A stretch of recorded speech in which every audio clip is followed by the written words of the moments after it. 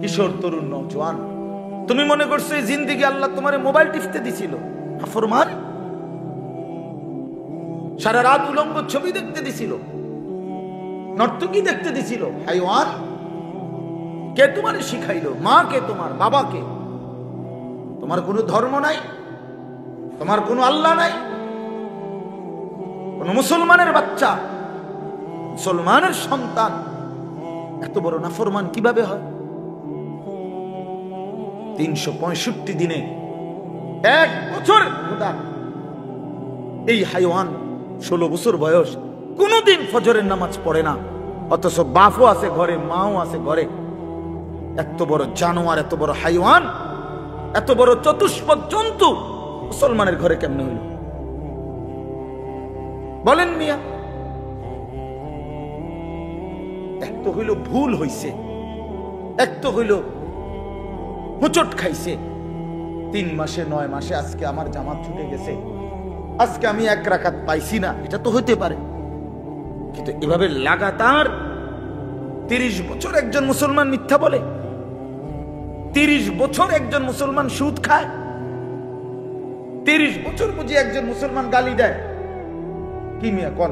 এটা ইনসাফের কথা বলেন, কথা বলেন না, এটা বিবেকের কথা এটা মিয়া? 30 বছর বুঝি একজন মুসলমানের ঘরে প্রতিদিন রঙিন টেলিভিশন চলবে, বউ বাচ্চা প্রতিদিন নাচ গান দেখবে, এটা জীবন? এটা মুসলমান? আল্লাহকে এভাবে ভুলে যায় মানুষ, রাসূলকে এভাবে ভুলে যায় মানুষ, আখিরাতকে এভাবে ভুলে যায়। আস্তাগফিরুল্লাহ, আস্তাগফিরুল্লাহ।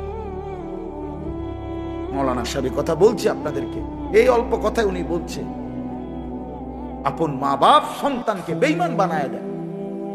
আপনি তো আপনার সন্তানকে বেঈমান বানায় দিলেন মিয়া। এই নাফরমান আপনার ঘরে ঘুমায়া, এই হাইওয়ান কোনদিন ফজরের নামাজ পড়ে না, এই অসভ্য সন্তান আপনি তারে ঘুমাইতে দিলেন কেন?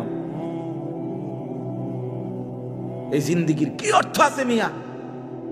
জীবন মানে শুধু সোফা, জীবন মানে শুধু খাট, এটাই জীবন? একটা মানুষের বয়স 60 বছর, এবার হিসাব দেয় 1 সেট সোফা, 6টা চেয়ার, একটা ডাইনিং টেবিল, 2 আনা আলমারি, 4খান খাট, 1 ডজন কাঁচের প্লেট, 4টা নুনের বাড়ি। এটি হলো এবার কামাই, এই 60 বছরের কামাই। 3 ফুট বিদেশ, 4টা মাইয়া বিয়া দিছে, বাইতে একখান বিল্ডিং করছে, 2 রুম, 2টা বাথরুম, ভিতরে টাইলস লাগাইছে, খালাস শেষ বাবা। এক মুসলমানের জিন্দেগি এতটুকুতে শেষ? কথা বলেন না কেন? তো কি হিসাব দিলেন, কি হিসাব মিলাইলেন? আখিরাত কোথায়? কবর কোথায়? পরকাল কোথায়? হাসরের ময়দান কোথায়? সেটা কার জন্য? সেটা কে সাজাবে? সেটা কে সাজাবে? অহুম আনিল আখিরাতে হুম গাফিলুন। আল্লাহ বলেন, হায় বান্দা, আখিরাতের ব্যাপারে গাফিল হয়ে রইলা। ইকতারাবা লিন-নাসি হিসাবুহুম ওয়া হুম ফি গাফলাতিন মুরিদুন। আল্লাহ বলে, বান্দা হিসাবের সময় তো একদম ঘনিয়ে গেল, কাছায় গেল, আজও তো তুমি আমি আল্লাহ থেকে বিমুখ হয়ে গাফিল হয়ে রইলা। অথচ কিয়ামত তো খুব কাছাকাছি। আচ্ছা, কিয়ামত মানে আরো দেরিতে হইব, কিন্তু আপনি মরে গেলে তো আপনার কিয়ামত, আখিরাত শুরু। আমার পরে নইলে পৃথিবী একবারে, মনে করেন আমি মরে যাওয়ার পরে পৃথিবীর সব মানুষ চাঁদের দেশে গেছে গা, আধুনিক হইয়া সবার বাসা বাড়ি এখন চাঁদের দেশে, তো আমার কি লাভ? কথা বুঝছেননি আমার কথা? আমার কি লাভ? বাকি মানুষ বুঝছি আমি একেবারে মঙ্গল গ্রহে গেছে গা, যাক না, আমার ফায়দা কি? আমার বাপ এই জন্য হিসাব করা। আল কাইয়িসু মান দানা নাফসাহু। নবী সাল্লাল্লাহু আলাইহি ওয়াসাল্লাম বলেন, বুদ্ধিমান সে যে নিজের হিসাব করে। মান দানা নাফসাহু, যে নিজের হিসাব করে। ওয়া আমিলা লিমা বাদাল মাউত, এবং মৃত্যু পরবর্তীর জন্য আমল করে। মৃত্যু পরবর্তীর জন্য আমল করে, আখিরাতের ফিকির করে, সে বুদ্ধি। আল্লাহর কসম বাপ, দুনিয়া আপনি যেদূর পারেন এদূর করে যান, এর বেশি দরকার নাই। আপনার পরে বাকিরা আবার করবে, আপনার পরে আপনার ফ্যামিলি থামবে না। আমার দাদা মরার পরে আমার বাপে কামাই রোজগারি বন্ধ করে নাই। আমার বাপ মারা গেছে আজকে 9 বছর আগে, তো বাবার মৃত্যুর পরে আমরা রোজগার বন্ধ করে দিছি, তো পৃথিবী তো বন্ধ হয় না। দুনিয়া 3 পুরুষ মিলাইয়াও সাজাইতে পারে বাড়ি। দাদায় বাড়ির ভিট বাঁধা গেছে, বাপে মনে করেন ছাদ দিয়া গেছে একতলার, তো এরপরে ফুটে আইসা হয়তো চারিদিকে ওয়াল টোয়াল উঠাইয়া আস্তর কইরা টাইলস টুইলস লাগাইয়া রোম টোম ঠিক কইরা এখন থাকে, এমন হইতে পারে না? তাহলে দুনিয়া এই ঘর 3 পুরুষ মিলাইয়া সাজাইছে, এটা হতে পারে দাদা বাপ পুত। কিন্তু আল্লাহর কসম, কবর নামের ওই ঘর যেটা মাটির নিচে, এটা আপনারটা যদি আপনি না সাজান, তা আপনার ছেলে আপনার নাতি কিয়ামত পর্যন্ত আর কেউ সাজায় দিতে পারবে না। আমার আব্বা ইন্তেকালের সময় আমরা 5 ভাইয়ের কোনো ঘর ছিল না, একটা ঘরও না আমাদের ছিল। আমরা একটা সরকারি বাসায় থাকতাম, কুমিল্লা শহরে ঠাকুরপাড়া, সরকারি লিজের বাসা, সরকারি ট্যাক্স দেওয়া বাসা। এখন এটা ফেরত দিয়ে দিছি, 9 বছরের মাথায় সরকারের ঘর সরকারে দিয়ে দিছি, স্বেচ্ছায় নিজেরা অফিসে গিয়ে দিয়ে ফেলছি। ধরেন আমি ঘর লাগতো না। 9 বছরের ব্যবধানে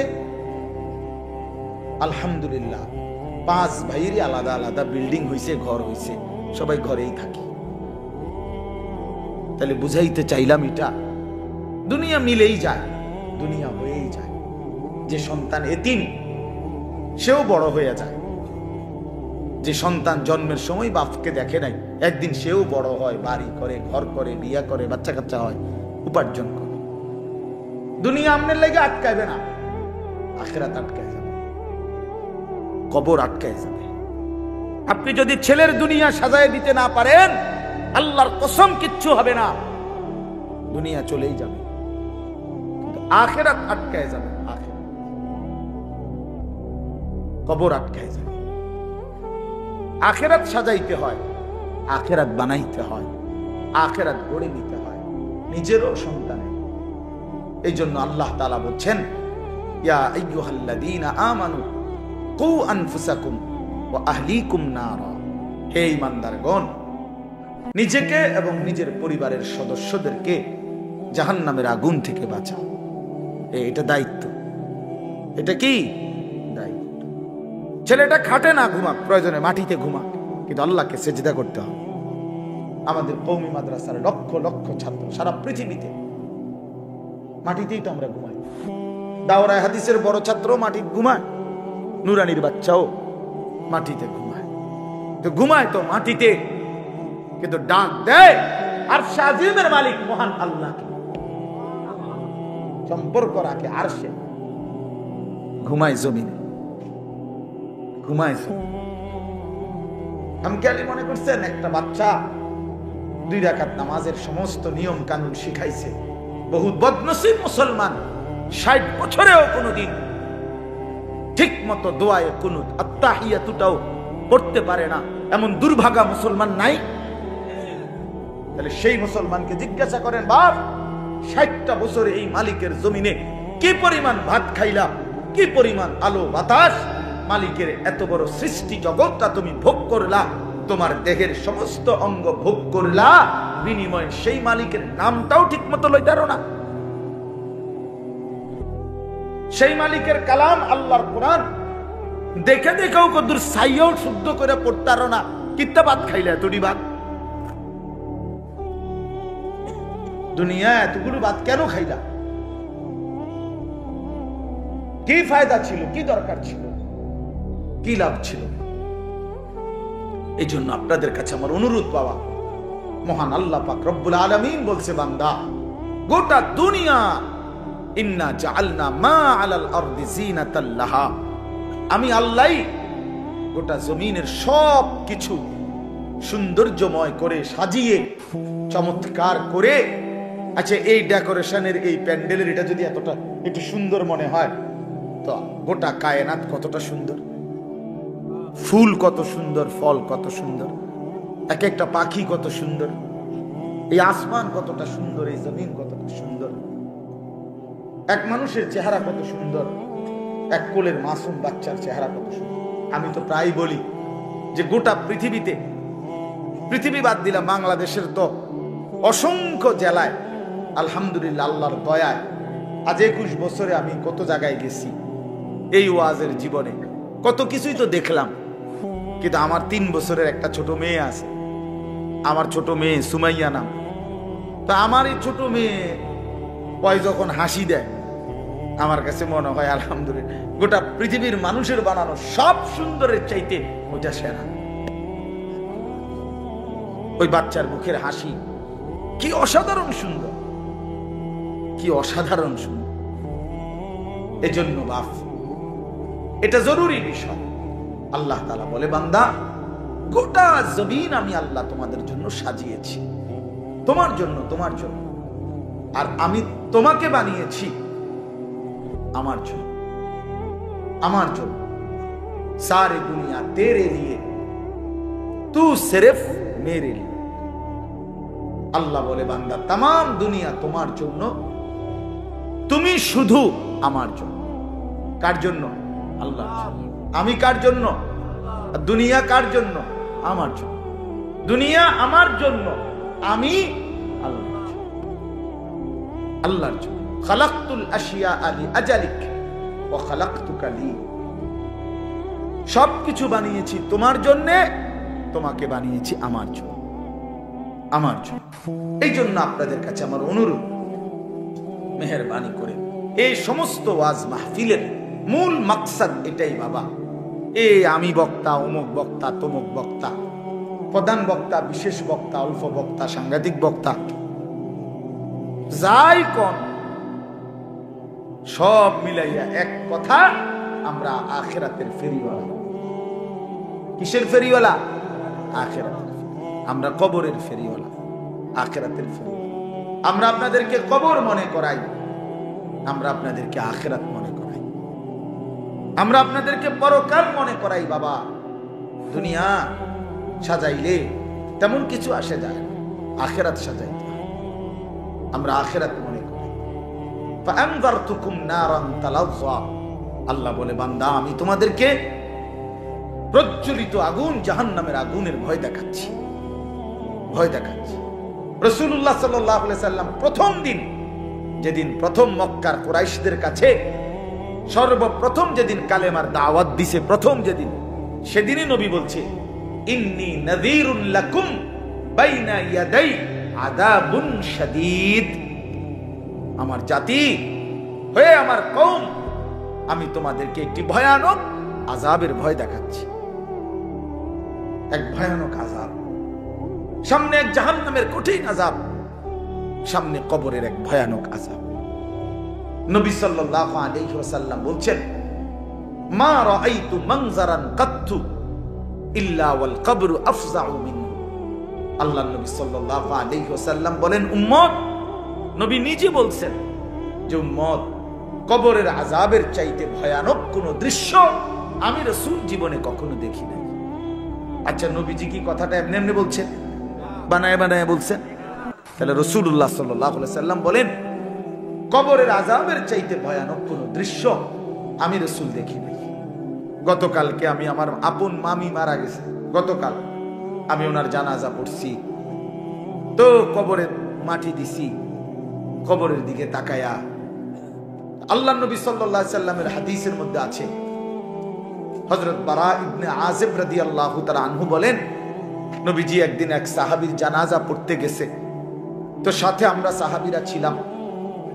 তিনি বলেন, আল্লাহর নবী সাল্লাল্লাহু আলাইহি সাল্লাম জানাজার আগে কবরের দিকে তাকাইয়া অনেকক্ষণ কাঁদলেন, অঝরে কাঁদছেন। সাহাবীরা বলেন, আমরাও কাঁদলাম। নবীজি কান্না থামাইয়া বললেন একটু পরে, ইয়া ইখওয়ানি লিমিসলি হাদা ফাআইদ্দু হে আমার বন্ধুরা, সাথীরা, এই কবরের জন্য তোমরাও সকলে প্রস্তুতি নাও, তোমরাও রেডি হও। ফাআইদু, তোমরাও প্রস্তুতি নাও, তোমরাও রেডি হও। অতএব এক অনিবার্য বাস্তবতা, এক চিরন্তন বাস্তবতা। আমি আমার দাদার কবর দেখছি, আমি আমার বাবার কবর দেখছি, আমি আমার জ্যাঠারে কবরে রাখছি, আমি আমার মামিরে কবরে রাখছি, মামারে কবর। আমার সেই জলজ্জান্ত চোখে দেখা মানুষগুলো আমার চোখের সামনে পৃথিবী থেকে বিদায় নিছে।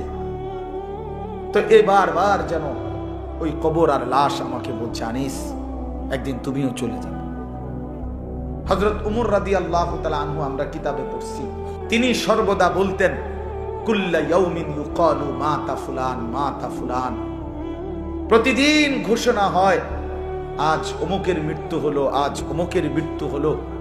ওয়ালা বুদ্দা মিন ইয়াউমিন ইউকালু মাতা উমর। তিনি বলেন, নিশ্চিত একদিন ঘোষণা হবে, আজ ওমরের মৃত্যু হলো, আজ ওমরের মরণ হবে কিনা বলেন? বলেন, একদিন আপনার নাম ঘোষণা হবে তো?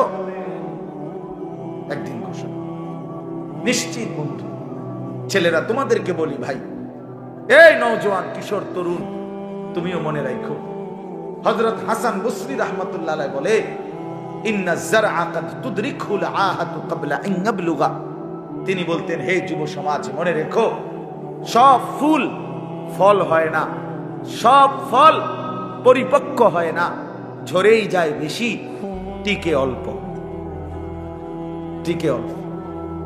এজন্য যে গাছে আম গাছে মুকুল বের হয়, তো সেই সবগুলো ফুল আম হয় না, হয় যেতগুলো আম হয় ছোট ছোট, সেগুলো পূর্ণ বড় পাইকা পূর্ণ পর্যন্ত যায়, ঝরেই যায় বেশি। কি যায় বেশি? মানে তিনি বলতেন যে, যুবক, এ কালকে আমার বাড়িতে মামির যখন জানাজা পড়ছি, জানাজার পরে আমাকে পুরা আত্মীয় স্বজন আসছে নানার বাড়িতে। তা আমার মেজো খালা বাইচা আছে, বয়স্ক, তো সবাই বলতেছে যে এই খালা গায়ে আর বুড়া শেষ মুরব্বী আছে একজনই, অথচ বাড়িতে কমপক্ষে 50 জন তখন কিশোর তরুণ যুবক যুবতী আছে। তাহলে বোঝা গেল নওজোয়ান আছে যখন প্রায় 50 জন, বুড়া আছে কেবল একজন। কথাটা বুঝছেন আপনি? হিসাব তাহলে বুঝাই গেল এটার হিসাব, যে অধিকাংশই কিশোর নওজোয়ান পূর্ণ বৃদ্ধ হওয়ার আগে আগেই কবরে চলে যায় বেশি, থেকে যায় কম। নাহলে 50 into 1 হবে কেন? মানে কাছাকাছি তো ব্যবধান হইব, নাহলে জোয়ান থাকবে 50 জন, বুড়া থাকবে তো কমপক্ষে 30-35 জন, কাছাকাছি থাকার কথা না। তো এতগুলো বুড়া মরে হলো না কেন? মানে এর আগেই চলে গেছে বেশি। এই জন্য যুবক ছেলেদেরকে বলি, বাপ, তুমি ওই বৃদ্ধ বাবাকে দেখা ধোকা খাইও না যে কমপক্ষে আমি তো ওটুকুর আগে মরবো না। তুমি ওই দাদারে দেখা ধোকা খাইও না যে কমপক্ষে তো আমি ওই দাদার বয়সী হওয়ার আগে মরবো না। কাজেই এখনো ফুর্তির সময় আছে, এখনো নাচ দেখার, গান দেখার, নর্তকী দেখার, মোবাইল দেখার, অশ্লীল ছবি দেখার সময় এখনো আছে। এখনো আমার নামাজ পড়ার টাইম হয় নাই, আমি এখনো বাচ্চা মানুষ, আমি তো এখনো বিয়েই করি নাই, আমি তো এখনো চাকরিই করি না, আমার তো এখনো কোনো কামাই রোজগারই নাই। তো তোমার যেহেতু কোনো কামাই নাই, চাকরিও নাই, কিছুই নাই, তো তোমার জিন্দেগি শুধু মোবাইল টিফোন, এই তো না? তোমার মতো অপদার্থরে আল্লাহ বানাইছে শুধু বেডিতের নাচ আর অসভ্য ছবি দেখবার জন্য। মুসলমানের সন্তান কোন যুগে, প্রিয় ভাই আমার, আমি একটু আগে বলছি, এই বাহারুল উলুম মাদ্রাসায় যে পৃথিবীতে কোন যুগে মিয়া, যখন আইয়ামে জাহিলিয়াত ছিল, যখন নারী উপভোগের পণ্য ছিল, আমি নিজে পড়ছি ইতিহাসের বইতে, ইসলাম পূর্ব যুগে ইরান সহ আশেপাশে একটি মতবাদ ছিল যে 3 জিনিসের সবার সমান অধিকার, একক অধিকার নাই কারো, নাউজুবিল্লাহ। 1 নাম্বার হলো আগুন, 2 নাম্বার পানি, 3 নাম্বার নারী। আগুন, পানি, নারী, এই 3 জিনিসের উপরে কারো অধিকার নাই একক।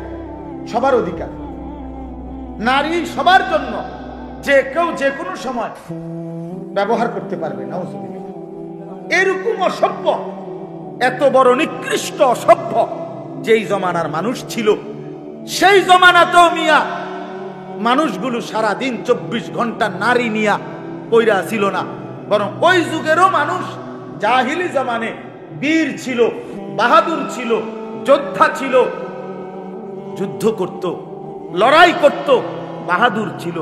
আর আজকে মুসলমানের সন্তান জিন্দেগির পুরাটা সময়, লাখ লাখ কোটি কোটি যুবক 24টা ঘন্টা মোবাইলে নারী ছবি, উলঙ্গ দৃশ্য, শাহওয়াত, জিনা, ব্যভিচারের সমস্ত কার্যক্রম এই নিয়েই ব্যস্ত। এত বেশি নারীর আসক্তি আর কোন যুগে ছিল না। নারীর অসভ্যতা এত বেশি ছিল না রে ভাইয়া। তোমরা আজকে ভুল করছো, তোমরা ছেলেরা ভুল করছো।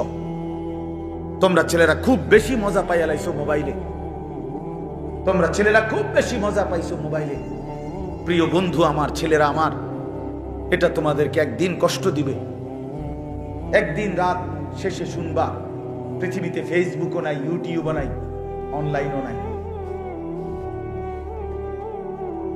আমি সেদিন মুন্সিগঞ্জ গেছি মাহফিলে, 2 দিন আগে। মুন্সিগঞ্জ মাহফিলে গিয়া যাওয়ার পথে শীতলক্ষা সেতু, শীতলক্ষা নদীর উপরে ব্রিজ, তো ব্রিজের যেখানে টোল দেয়, এই টোলের জায়গার মধ্যে লম্বা লাইন জ্যাম বাজা গেছে। কিরে ভাই, এখানে তো এত বড় জ্যাম বাজার কথা না। পরে আমার সাথে একজন মাওলানা গাড়িতে ছিল, ওনারে বললাম দেখে আসেন কি হয়েছে, টোলের মুখে যান।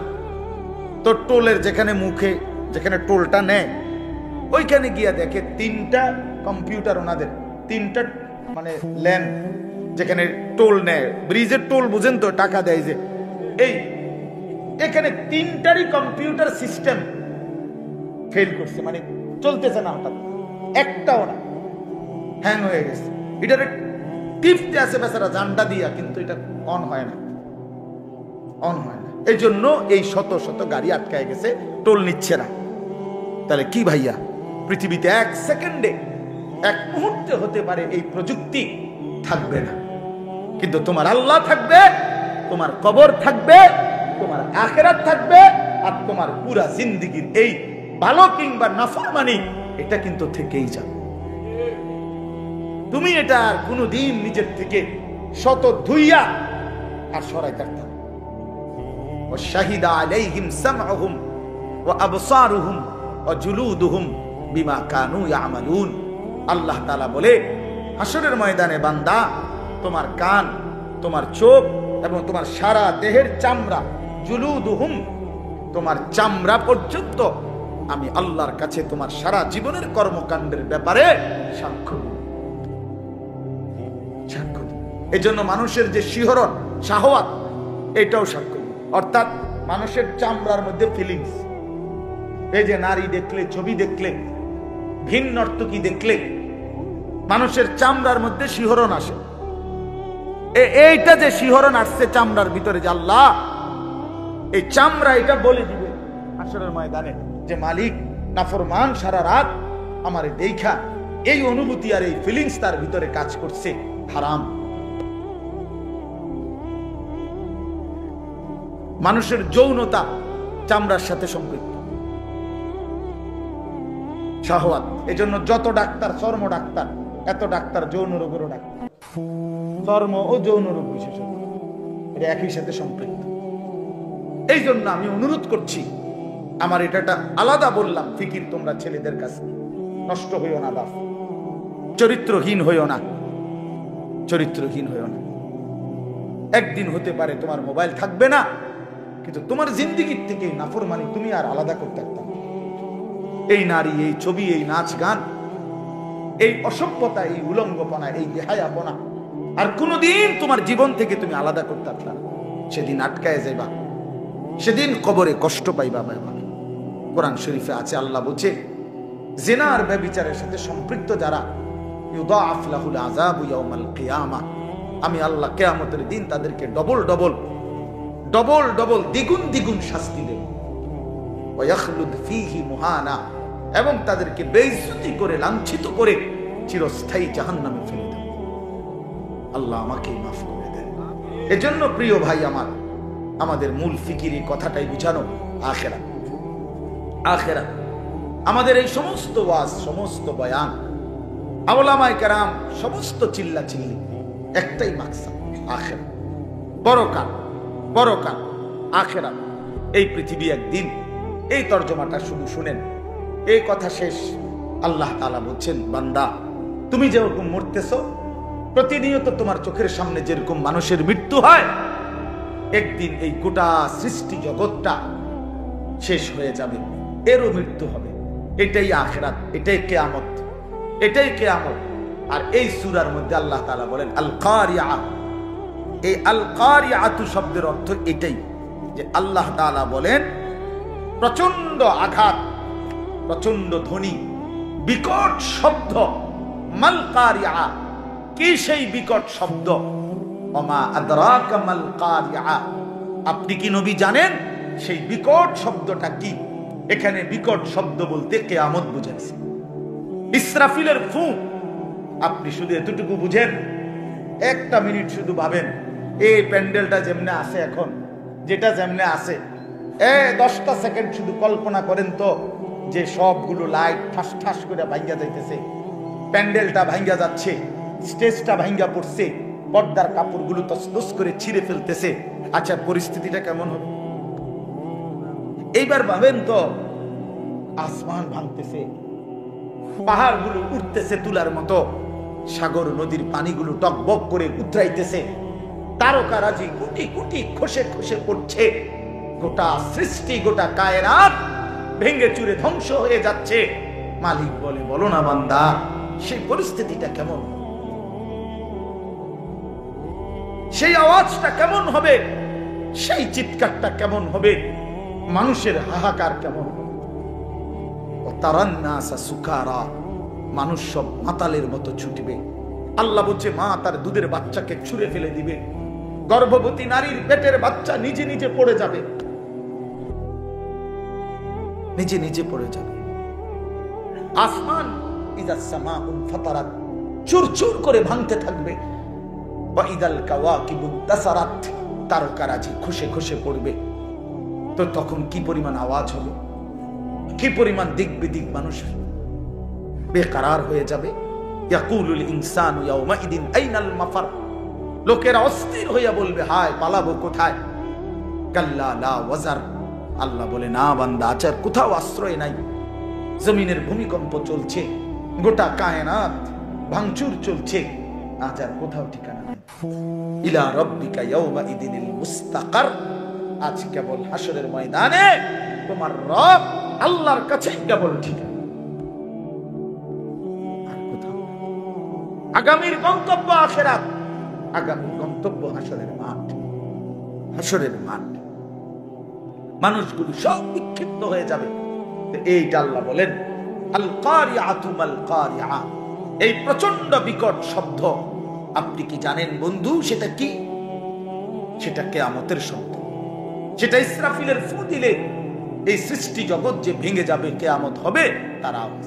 আপনারা সহজে বুঝবেন, কোন রাস্তায় যদি ট্রাকের চাক্কা ব্রাস্ট হয়, আওয়াজটা ভিন্ন। ট্রাকের চাক্কা ব্রাস্ট হলে বোঝা যায়, এত জোরে আওয়াজ, যে এটা কিসের চাক্কা ব্রাস্ট হয়েছে, এরকম বিকট শব্দ। আল্লাহ তাআলা বলেন, এই ইসরাফিল ফু দিলে জমিনে ভূমিকম্প শুরু হবে, আর ঠাস ঠাস করে চারিদিকে যখন ভাঙতে শুরু হবে, ইয়াউমা ইয়াকুনুন নাসু কাল ফারাশিল মাবসুস, মানুষগুলো তখন বিক্ষিপ্ত পতঙ্গের মতো ছুটাছুটি শুরু করবে। অর্থাৎ এটা তাফসিরে লিখছে, এই যে লাইট, আগুন, বাতির সামনে ছোট ছোট সাদা যে পোকা, উলু, এই উলু এগুলা যেরকম চারদিক থেকে উইরা উইরা আইসা নিজে নিজে পয়রা মরে যায়। আল্লাহ তাআলা বলছে কাল ফারাশিল মাবসুস, অর্থ হলো মাবসুস মানে বিক্ষিপ্ত, এলোমেলো। ফারাশ মানে হলো এই পতঙ্গ, এই উলু পোকা। এই উলু পোকার মতো বিক্ষিপ্ত চারদিক থেকে মানুষগুলো ছুটাছুটি করবে, যে যারে পায়রা ধাক্কাইয়া ছুটা সামনের দিকে বাঁচার জন্য ছুটতে থাকবে। আল্লাহ বলেন, যে যেখানে পড়ে যাবে সেখানেই তার মৃত্যু হয়েছে। ওয়াতাকুনুল জিবালু কালইহনিল মানফুশ, আপনারা তুলা, ওই যে লেফ তোষক বানাইতে যে তুলা ধুনায়, এটা জানেননি? আগে তো বাঁশ দিয়ে দিয়ে পিটটা পিটটা লাঠি দিয়ে ধুনাইতো, এখন মেশিন দিয়েও ধুনায়, মানে এটারে আগে রিপেয়ারিং করে এরপরে লেফ তোষক বানায়।